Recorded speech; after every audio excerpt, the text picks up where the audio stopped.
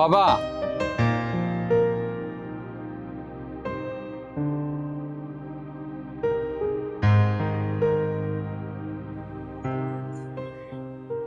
কি হইছে বলেন।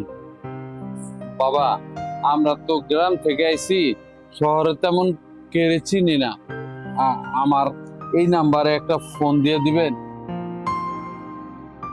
আমরা গ্রাম থেকে শহরে আইছি তো, আমার কাছে কোনো মোবাইল নেই।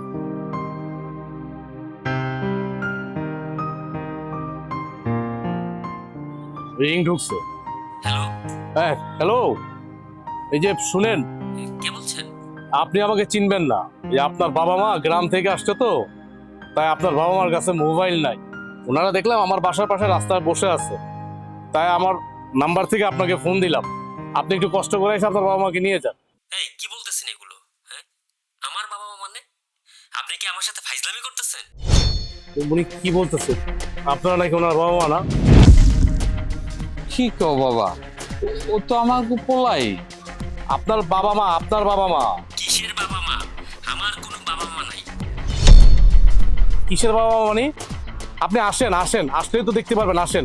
তাহলে আপনি আপনার বাড়িতে নিয়ে তাদেরকে উঠান, আমাকে আর কল দিবেন না, রাখেন। দেখছেন আপনার ছেলে কি বললো? আসলে সত্যিকার একটা কথা বলেন তো, মানে আপনাদের ছেলে এরকম ব্যবহার কেন করলো?